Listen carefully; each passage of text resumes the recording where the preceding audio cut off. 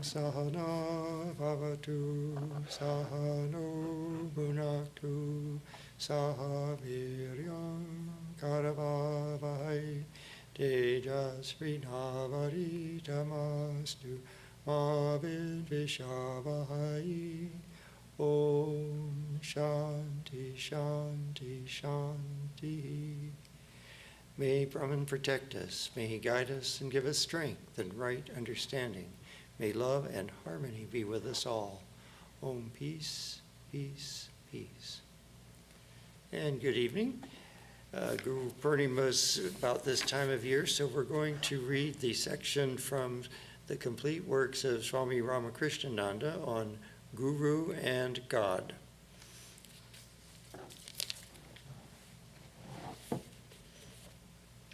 God being infinite, and infinity being absolutely one without a second, there cannot be more than one God. The souls of all other living beings, Shivatmas, all throughout the creation, must have to be finite, and as such, none of them, whether celestial, terrestrial, or infernal, can have the power to know and explain God. For how can the finite ever know the infinite? The finite mind having no power to fathom the infinite mind, it is not possible for any created being to know the ways of God. Yes, of course, what the goal of spiritual is to know God, but the trick is that you end up transcending the normal state of the mind. And so in order to know God, it's not with the normal mind, but with a transcendent mind. All right, let's go on. Compared to infinity, the finite quantity, however big it may be, must be infinitesimally small, or zero, as the former must be infinite times bigger than the latter. So compared to God, all souls, celestial, terrestrial, or infernal, are perfectly insignificant, and as such they are absolutely under his control. Thus the souls, not being free and not knowing to guide themselves on account of the limited nature of their minds, should be guided by God, the omnipotent and omniscient master, if they want to get rid of death and countless woes, and their highest wisdom should consist in allowing themselves to be guided by God and not by themselves. And of course, we're talking about the little self. The true self is one with God, but we have to find a way to identify ourselves with that. So the language here always gets very confusing. So we're starting out with a very dualistic picture here that he's painting about the infinite and the finite and how the souls are finite. Well, we're finite in the sense of that it's a temporary part of Maya, but the essence of the soul, of course, is infinite, undivided, and unchanging because it's one with Brahman. But in the current context, we're thinking of it as identified with the body-mind complex in a particular identity with a particular name and form. And so in that case, the soul has all these difficulties of feeling that it's finite. All right, I think I'll take a turn and read a paragraph here and see what he's going to say about all this. But how to know the mind of the Lord? The souls have no power to know it, as we have already seen. Hence, God of infinite love has revealed a part of himself in the Vedas and the different scriptures of the different nations of the world, such as the Bible, the Quran, the Zendavesta, etc. Obedience to the Vedas and the scriptures constitutes the different dharmas or religions of the world. He who is observant to God is thus called dharmika or religious. Since God must have to be his own interpreter, when men misunderstand the scriptures and thus misbehave, he must have to incarnate himself in order to establish religion. All right, so this is kind of giving an overview of the idea of the incarnation and how scriptures are revealed from the experiences of enlightened beings and so forth. But of course, he's already mentioned the fact that these scriptures can be subject to misunderstanding, which of course is a big issue because somebody had to write them down into words, and still, as soon as you put the infinite into words, you've limited the infinite. You can't put the infinite into words. And so you're already in difficulty, but we have to have some clues as to how to get out of this mess we find ourselves in. And so the scriptures are part of that. All right, let's Atma have a turn. These incarnations are the gurus, or the true teachers of the world. And being the manifested embodiments of God, by obeying and worshiping them, we obey and worship God himself. The scriptures can be rightly explained only by these gurus, or visible gods. Thus, God only can lead a man to God, and no one else. So the gurus are the representatives, you could say, of God. Being enlightened souls, they have more direct knowledge of the nature of God and how one can achieve that goal. All right, let's take another paragraph. When God feels the necessity to incarnate himself, he comes down to our level to be accessible to us. And hence an incarnation is called avatara.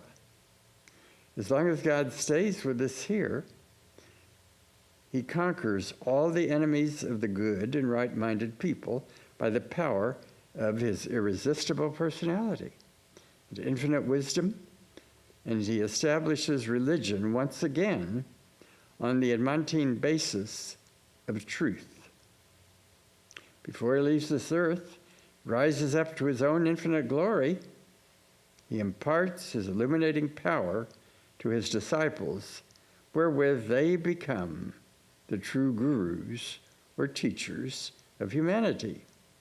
These gurus, again, in their turn, impart their guru power to their disciples, who thus become the gurus of humanity, and thus imparting the guru power goes on from generation to generation until it becomes very much attenuated and is not able to cope with the rising powers of irreligion on all sides.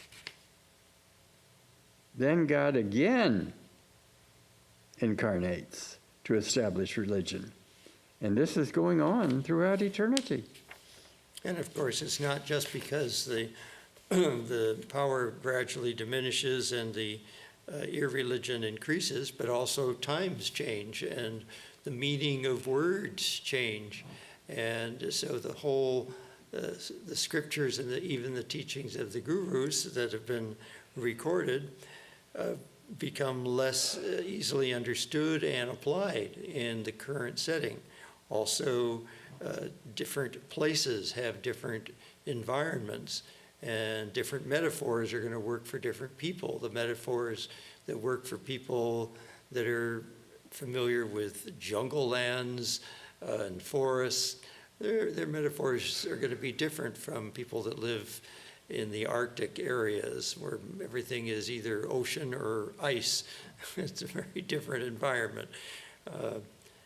Or desert areas, very different environment. And so the way of life is very different. The kind of metaphors and things that relate to people are going to be different. And so God has to incarnate in various areas of the world in order to accommodate all these differences. All right? From what has been said above, it is clear that the guru is the same as God. He is the visible and tangible God, indispensably necessary for the salvation of man. as God only can lead a man to God and no one else. So gurus must not be confounded with Mahatmas, who are but highly evolved souls and are, as such, blind and imperfect. How can the blind ever lead the blind? Guru has been defined in the scriptures not only to be the creator, preserver, and destroyer of the universe, but also the one absolute being beyond space, time, and causation. So by obeying and worshiping the Guru, we obey and worship God himself. Guru is not an intermediate being, distinct and separate from God, but God himself, graciously assuming a human form for the salvation of man. The Sri Ramakrishna mission, therefore, teaches the indispensable necessity of a guru on the part of one who wants to realize salvation in this life, and in so doing, it only confirms the truth that God only can lead a man to God and no one else. So the guru is as he's saying, it's not an intermediate, but God himself in a form that we can communicate with, in a form that we can understand, in a form that can give us instructions on how to realize that God nature within ourselves. And so this is the importance of the guru, and that's why we have a day to celebrate the Guru, Guru Purnima. All right, let's continue. In India, the followers of the religion eternal, Hinduism, therefore invariably have gurus to take them to God. Every Hindu family has a guru who imparts in secret the soul-saving instruction, usually consisting of one or more holy names of the Lord, to each grown-up member of the family when he or she is found to be eligible for it, with due religious ceremonies to make it more impressive to the disciple. The particular member who gets the instruction and thus becomes a disciple is enjoined to repeat it within himself or herself with a whole-souled devotion in a solitary place every morning, noon, and evening, after having purified the body, either by washing or bathing, if the disciple can afford to increase the number of repetitions, or she will thereby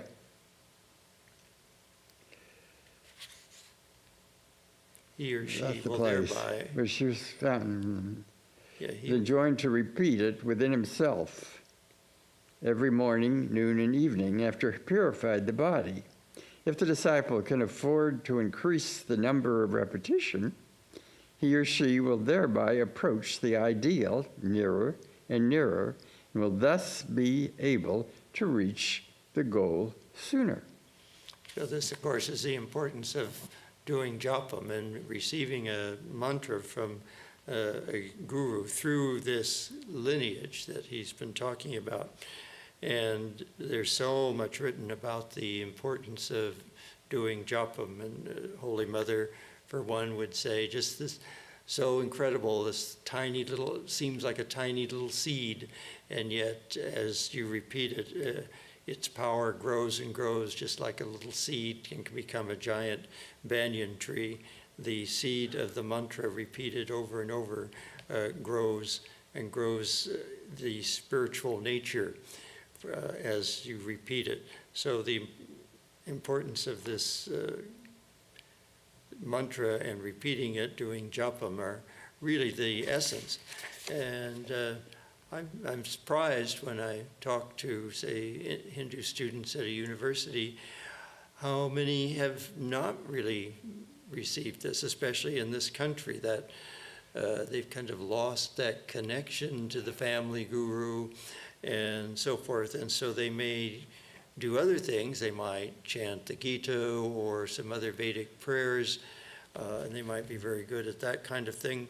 But the idea of repeating a mantra from a guru is really not very firmly rooted in this group. And so it's something that they need to hear, something that is really important to the tradition. All right. When most of these gurus of the various families misbehave and so lose the reverence of their disciples, then the time comes to usher into the world another incarnation of God.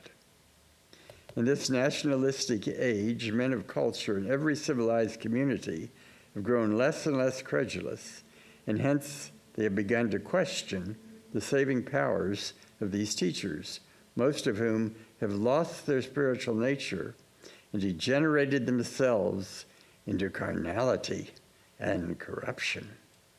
How can they who are too weak to stand the onslaughts of sensuality themselves ever have any power to save others? Those who fall a prey to all sorts of temptations, are too worthless and abominable to be of any help to others. Thus, looking down upon them who represent religion, they have begun to lose all faith in the religion itself. And that is why we find amongst the educated population of the world rank disbelief and irreverence, nay, even atheism. These men are ready to obliterate even the least trace of religion, which they regard as a bundle of superstitions. And the sooner it is destroyed, the better for all humanity, they think. And of course, this is one of the dangers of the hereditary caste system, where the Brahmin priests and gurus inherit that sort of title and role, and they may not be particularly suited, or they may not even particularly be eager to take on that role, but they're kind of forced into it. And so this is where this degeneration takes place, is that you have people that aren't really capable of holding those roles, but they inherit that position from their father, and so down it goes. So he brings up a good point there. All right, let's take another paragraph. In India, after the introduction of Western education, complaints were raised against the existing system of Hindu religion. The so-called educated Hindus began to regard the various ceremonies in connection with their religion to be superstitious, and they wanted to have a religion devoid of all of these, and the result was various reform movements such as Brahmoism, Arya Samaj, and so forth. The family preceptors lost their hold upon the educated, although a few of the latter and almost all illiterate men stuck to them. The few educated persons who still entertain great reverence for the gurus say, "What though the ways of our gurus are bad? We do not want them, but the instructions of which they are the medium. And these instructions flow directly from the throne of God, and hence have the power to lead us to him." Such persons are already infused with faith and reverence, and it is these that help them mostly in deriving the highest benefit from the teachings of such gurus by enabling them to overlook all the shortcomings of the latter. But such men are very few. The generality of men nowadays demand purity and spirituality from a teacher under whom they are to place themselves. And since these are not found in most teachers, they have been leading life without any religion. Instead of worshiping God, they're worshiping themselves and one another. This is a long paragraph, so I'll take a moment to interject here. The reform movements always run into the danger of throwing out too much and not realizing the importance of things. And so you find that certain ceremonies that were really very meaningful, just because they lost what the meaning was, they think it's worthless, and so they discard it. And so it's very important for people to understand why certain ceremonies are done, why certain things are chanted, what the symbolism is of the various deities and so forth. If you don't understand those things, you're apt to think of them as being useless. It's very important for people to understand that, and to understand that things are symbolic. And this has been the problem with all sorts of religions. Christianity has suffered from this, and Hinduism has suffered from this. People try to take the Bible too literally. They don't realize that a lot of these ancient stories were metaphorical, and they try to make them into history, and then they find out that doesn't add up. You can't make it into history, and so then they just throw the whole thing out. And so you have the same problem with Hinduism. If you read the Puranic stories, you realize that there's a lot of things that are very fantastical. And so if you demand proof of everything, and you're going to be in some difficulty. You have to realize that these are stories that are imparting truths, and the truths are an integral part of the story, but the stories have been elaborated to make them more memorable and more to the point, as things that people can remember and pass on and dramatize and learn from. And so, but they don't, there are going to be parts of those that you probably shouldn't take literally. And so you have to be careful not to just throw out everything just because you don't understand certain parts of them. All right, let's finish this big paragraph here. This world and this life are all in all. There is no afterlife, no God to whom we are going to be responsible for what we do. Let us eat, drink, and be merry as much as we can. We should treat others kindly as we want kindness from them. Society is our God, as we get all help from it, not from any invisible deity. Faith in such an indivisible being, sure nonsense, and rank superstition. We shall have none of that. This is how they have disposed of God and religion. And hence, according to his own promise, the Lord of the universe has incarnated himself as Sri Ramakrishna for all nations and all religions. The time needed him, and he could not remain indifferent to the call of his many children who ardently prayed to him for help, not knowing what to accept and what to reject. All right, so that ends that little section, but I thought I'd take the opportunity to talk a little bit about the nature of infinity from a mathematical perspective, because it gives us some insights into how we should think of the infinite and how difficult it is to think of the infinite. So in mathematics, the idea of infinity first came from dividing. If you divide a number into pieces, you get fractions. And if the number that you're dividing by gets bigger and bigger, your fraction gets smaller and smaller. And so you get very close to zero. Then if you do it the other way, and you divide by something that's smaller and smaller, you get bigger and bigger numbers.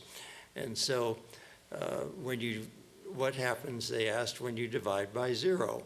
Well, you can't define that. And so they called it infinite, because it approaches infinity as you divide by smaller and smaller numbers. And so that was called infinity. But then one clever person decided to ask, is infinity just one size? That sounds like a strange question, doesn't it? And so he ended up answering that question with a no, and showed how we can think of infinity in different ways. And this just illustrates how profoundly confusing it can be to the human mind to try to contemplate infinity. So the first idea was, how many counting numbers are there? Well, you can count forever. And so we call that countably infinite.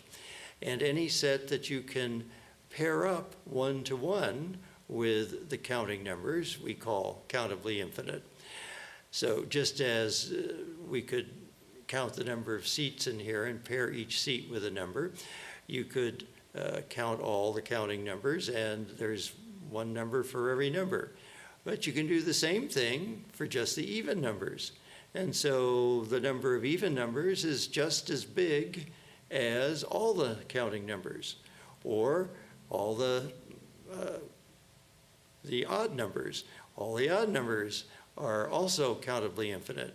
Then he asked, what about fractions? How many fractions are there? Are there more fractions than there are countable numbers?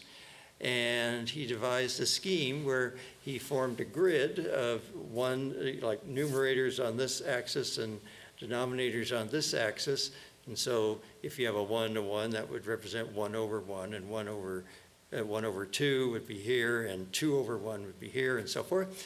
And he devised a scheme that you could count them this way, and you just leave out duplicates. And so he discovered that the number of fractions is the same size as the counting numbers, so they're countably infinite. Then he wanted to know, what about the irrational numbers? What about all the real numbers? Because there are a lot of numbers that can't be expressed as fractions. And he was able to prove that you cannot put a one-to-one correspondence with the counting numbers and the real numbers, even if you restrict yourself to the real numbers between 0 and 1, which doesn't seem like very many numbers. The real numbers between 0 and 1. Those are uncountably infinite. There are more numbers between 0 and 1 than all of the irrational, or all the rational numbers. So the idea of infinity becomes very, very confusing. And then he went into sets, and he had sets of sets and all sorts of gimmicks like that, and ended up having to develop a system of different levels of infinity, which seemed to go on forever. So the idea of infinity is really inscrutable for the human mind, but there are some interesting analogies that one can get out of this. For example, take that little interval from 0 to 1. You can make a correspondence of all the numbers from 1 to infinity with just the numbers from 0 to 1.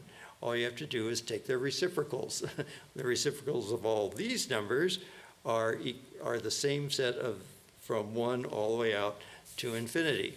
So that gives us an idea of how the infinite, like the incarnation, can be represented in a finite form. The finite form, like 0 to 1, which is a nice short piece of the number line, is really a reflection of all the other numbers going out to infinity. So similarly, something like the incarnation is a reflection of, or a representation of the infinite being, the infinite God. And so you can come up with some useful analogies here that help us to understand this nature of the infinite and how it can be represented in a finite being, such as an avatar. All right, well, let's continue with the next section, God and the world. No man who has not true love towards God can be religious. Religion begins when attraction towards God is greater than attraction towards the world. Our master, Sri Ramakrishna, used to say that there are two lodestones in the body, one below, the other above. The mind is like a piece of iron in the middle. The lower lodestone is the stronger, the mind will be drawn downward. But if the upper lodestone is the stronger, then the mind will be attracted upward. In most people, the lower lodestone is all clear and able to attract the mind, while the upper one is so covered with the dirt and dust of tamas and impurity, ignorance, that it cannot exercise the least power of attraction. So remove the dirt and dust, and at once the mind will be drawn to God. In all men of the world, the attraction is downward, towards sense pleasure and worldliness. If this lower lodestone ceases to attract, it is because some stronger attraction is being exerted, and that attraction is God. The attraction upwards towards God is called religion. The downward attraction towards the world is irreligion. Therefore, no man can begin to be religious who has not a strong love towards God. Yeah, and of course, the problem is that it's the world is out there trying to get our attention all the time. And with modern advertising, it's even worse. You could think how it might have been 100 years ago, living out in the country, or maybe 150 years ago, where there wasn't even any radio. And you'd just be living on your farm and living in your small community. And your family might read the Bible every day, or if you're in India, you'd be reading the Vedas every day.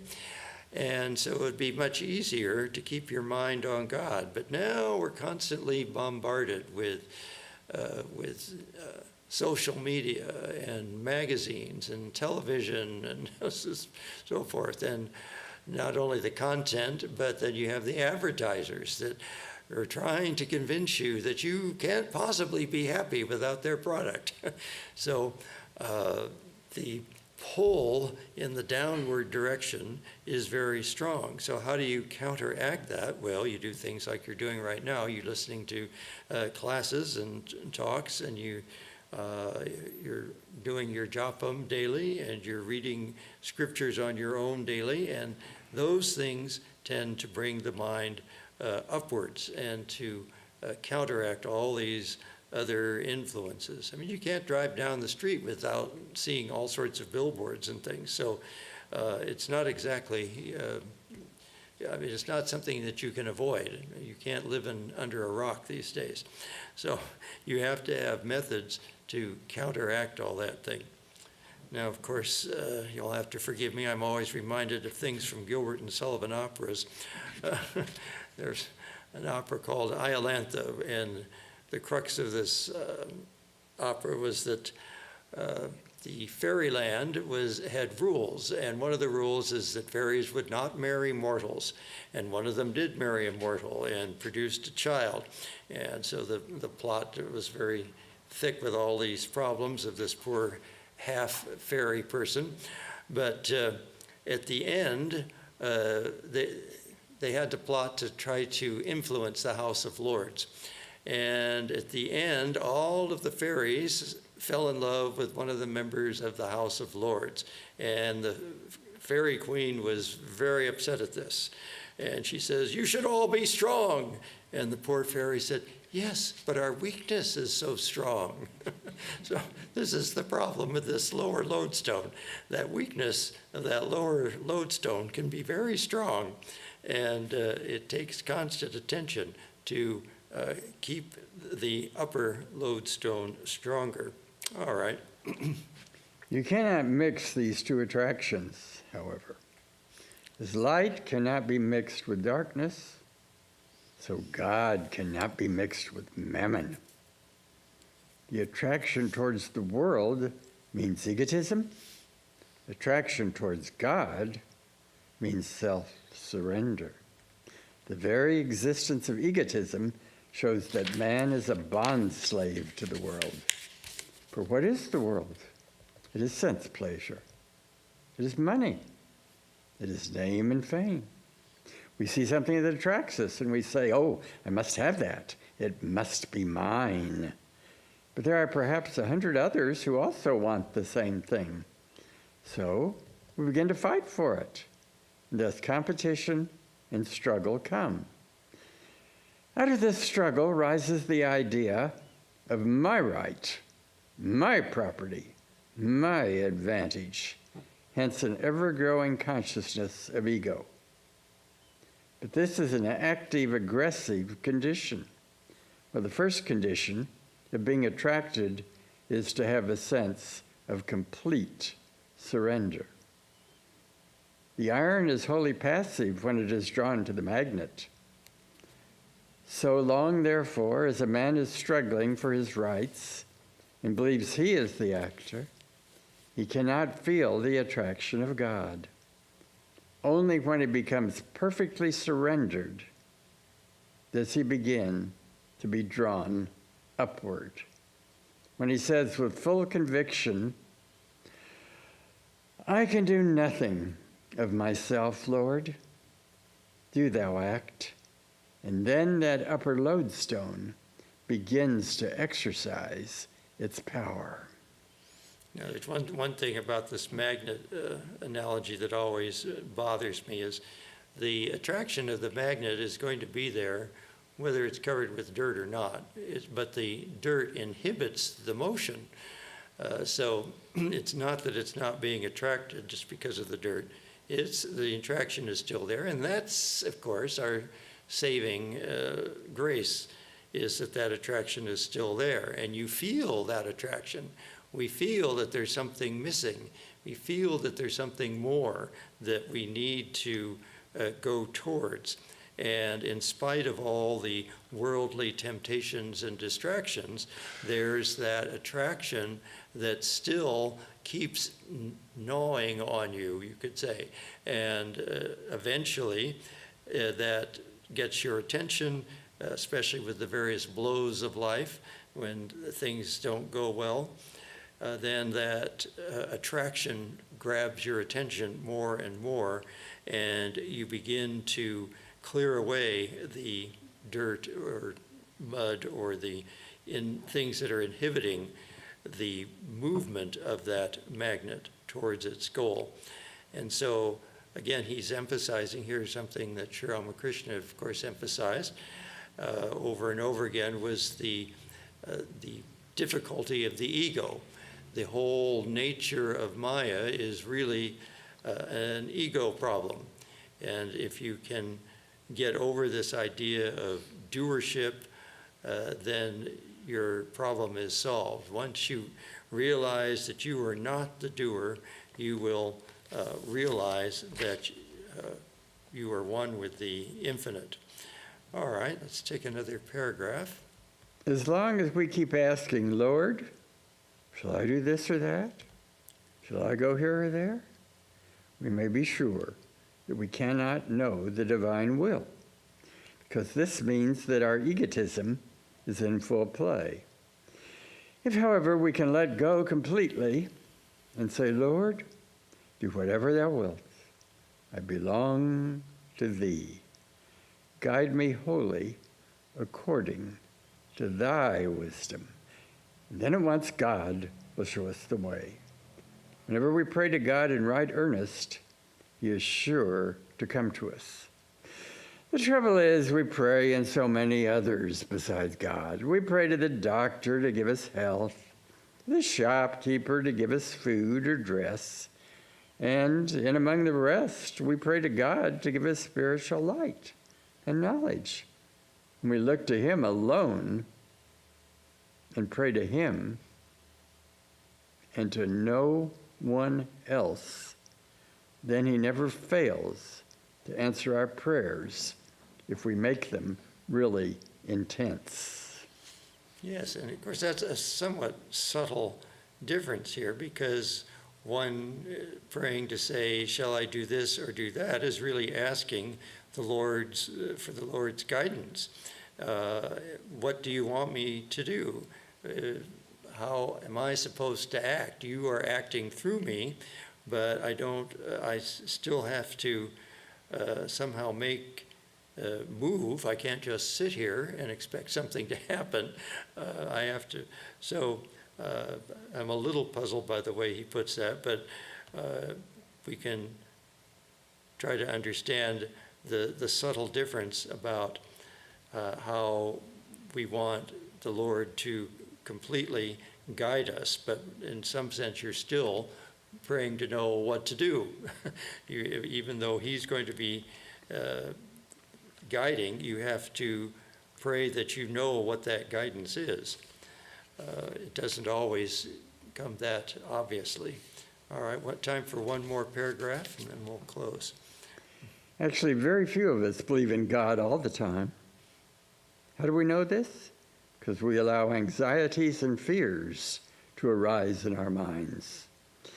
If we really have faith in God and in its infinite power and goodness, we can never feel fearful about anything. God is the only one who can free us from desires and fears. Hence, he is called the purifier. What makes the mind impure? Desire. Free the mind of all desire, and at once it becomes pure. But a man, however, who has no idea of God can never get rid of desires. You would rather say, oh, desire is the only thing that makes life pleasant. If I have no desires, what difference will there be between me and the wall? It is desire alone that gives me enjoyment. If I had no hunger, I could not enjoy good dishes. If I had no thirst, I could not enjoy a refreshing drink. For every desire in me, I find a satisfaction in the world. You have hunger? There's food. You have thirst? There's water. So it is through desire that I enjoy the world. Believing this, he will never be willing to give up desire. All right, so this is the second to the last class. Next week will be the last class before our summer break. Friday night classes take a summer break in July and August. And we will be, though, having a sound bath, one in July and one in August, probably on one of these Fridays. July will definitely be on one of the Fridays. So you can look forward to that, probably towards the middle of the month each time. And but we won't be having the every Friday night reading. But next week we're still on, and we can finish.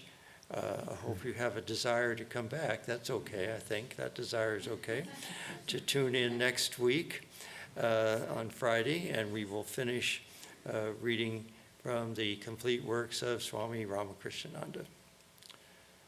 Om Purnamada Purnamidam Purnat Purnamudachyate Purnasya Purnamadaya Purnamevavashishyate. Om Shanti Shanti Shanti. Filled with Brahman are the things we see, filled with Brahman are the things we see not. From out of Brahman floweth all that is, from Brahman all, yet is it still the same. Om, peace, peace, peace.